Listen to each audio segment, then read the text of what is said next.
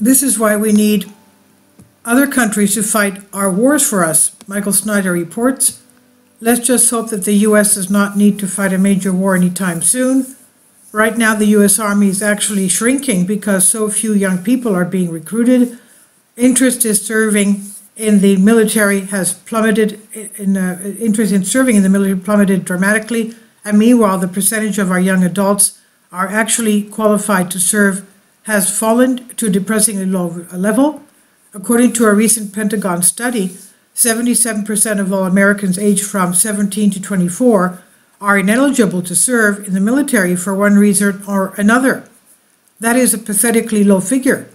77%. Pathetically low figure, and it's in the main reason why we need other countries to fight our wars for us at this point. Just look at Ukraine. We're providing the funding, the equipment, the ammunition, and the intelligence, but they are providing the warm bodies, and if that changes and our young people are actually forced to fight in a major conflict, they will quickly find out that a real war is nothing like Call of Duty or Fortnite. And during the most recent fiscal year, the U.S. Army missed its recruiting goal by 25%. How bad is the recruiting crisis? During the last fiscal year, the Army missed its recruiting goal by 15,000 active duty soldiers, or 25% of its target. This shortfall forced the Army to cut its planned active duty and strength from 476,000 to 466,000, and the current fiscal year is likely to be even worse. Army officials project that active and strength could shrink by as much as 20,000 soldiers by September, down to 445,000. That means that the nation's primary land force could plummet by as much as 7% in only 2 years, at a time when its missions are increasing in Europe and even in the Pacific, where the Army provides many of the critical wartime theater enablers without which the other services cannot function. The U.S. Army was once the most fearsome military machine on the entire planet, but now it is steadily getting smaller and smaller. It turns out that school closures during the pandemic have had an enormous impact on military recruiting because test scores have dropped like a rock. Levels of depression, anxiety, and other mental health conditions exploded among young Americans and many not so young Americans who face sometimes extreme levels of social isolation.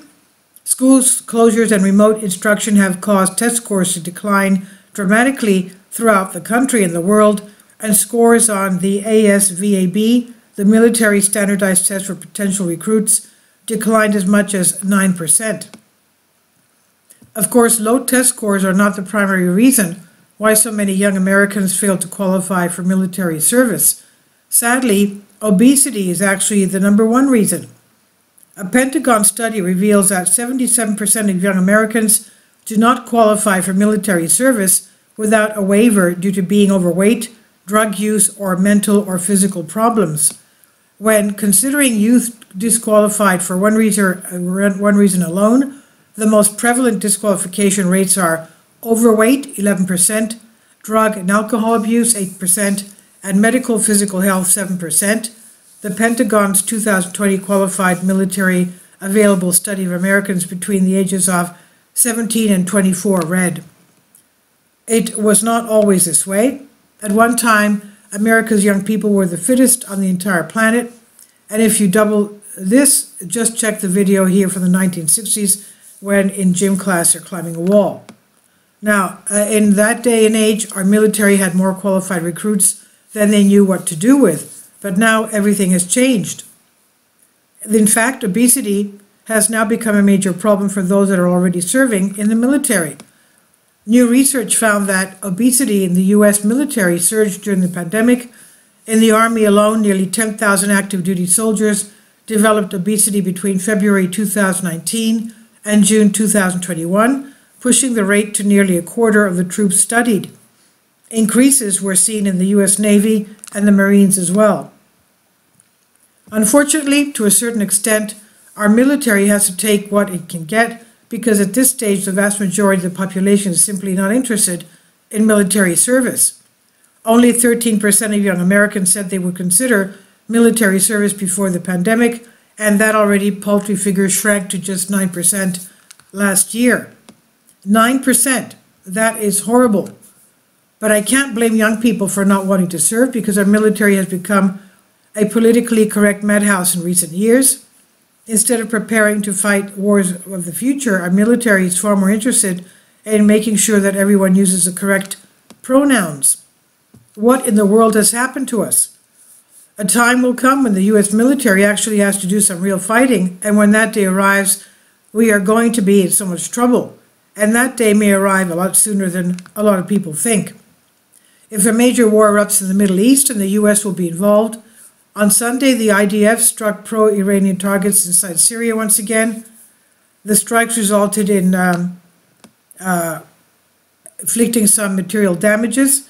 Now, we continue to get closer to a shooting war with Russia as well. In fact, NATO just conducted very extensive war games just miles away from Ukrainian border. The US and its NATO partners are conducting military drills in a region of Romania that borders Ukraine. Thousands of soldiers will gather to simulate repelling an invasion on the Black Sea coastline. Dubbed Sea Shield 23, the war games kicked off on March 20th and will run until April 2nd. That is, they stopped 2 days ago. The US and 11 other NATO countries are participating in the Romanian-led military exercises. Nearly 3,500 soldiers, 30 naval ships, 14 aircraft, and 15 other fast intervention boats are participating in the live fire operations, which will occur on the Black Sea and Romanian's Danube Delta. Troops taking part in the Sea Shield drills will continue within 20 miles of the Ukrainian border. And most Americans don't realize this, but a war with China within the next few years has become a very real possibility. The one thing that we know is that China is making fast preparations for war now. Gatestone Institute senior fellow and great U.S.-China tech war author Gordon Chang said on Mornings with Maria on Monday.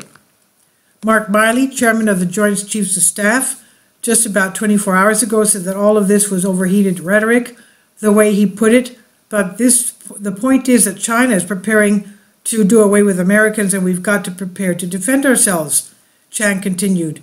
And the Defense Department is making slow, really slow, molasses-slow preparations to oppose China. So what happens if we end up fighting more than one major war simultaneously? Does anyone out there really believe that our military could actually handle that? These are such perilous times, and our politicians continue to provoke both Russia and China. But that is not wise, because most wars are won or lost before they are fought. And right now, the U.S. military is woefully unprepared for what is ahead. This is by Michael Snyder. About the author, my name is Michael, he says, and my brand new book entitled End Times is now available on Amazon. In addition to my new book, I've written 6 other books that are available on Amazon, including 7-Year Apocalypse, Lost Prophecies of the Future of America, The Beginning of the End, and Living a Life That Really Matters. When you purchase any of these books, you help to support the work that I'm doing, and one way that you can really help is by sending copies as gifts to family and friends. Time is short, and I need help getting these warnings into the hands of as many people as possible. I have also started a brand new Substack newsletter, and I encourage you to subscribe so that you won't miss any of the latest updates. I have published thousands of articles on the Economic Collapse blog, End of the American Dream, and the Most Important News, and the articles that I publish on those sites are republished on dozens of other prominent websites all over the globe. I always freely and happily allow others to republish my articles on their own websites, but I also ask that they include this about the author section with each article. I also ask that the material contained in the article is for general information purposes only, and readers should consult licensed professionals before they make any legal, business, financial, or health decisions. I encourage you to follow me on social media, Facebook and Twitter, and any way that you can share these articles with others is definitely a great help. These are such troubled times and people need hope. John 3:16 tells us about the hope that God has given us through Jesus Christ. For God so loved the world that he gave his only begotten Son, that whosoever believeth in him should not perish but have everlasting life. If you've not already done so, I strongly urge that you invite Jesus Christ to be your Lord and Savior today. and this is on End of the American Dream by Michael Snyder. Please leave your comments, and thank you for your support. Kindly support my Patreon account. The daily posts are 5 videos daily, and they are totally different from what I have on my YouTube channel. Thank you so much for your support and that you find all my content so interesting. You'll find the Patreon account details in the description box.